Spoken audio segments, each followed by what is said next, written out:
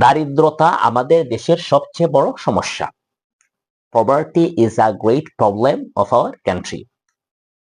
পৃথিবীতে পিতামাতাই আমাদের জীবনের উৎস। Parents are the source of our life on the earth. তারুণ্য জীবনের সোনালী সময়। Youth is the golden season of life. যে লোক বই পড়ে না তার জ্ঞান সীমিত।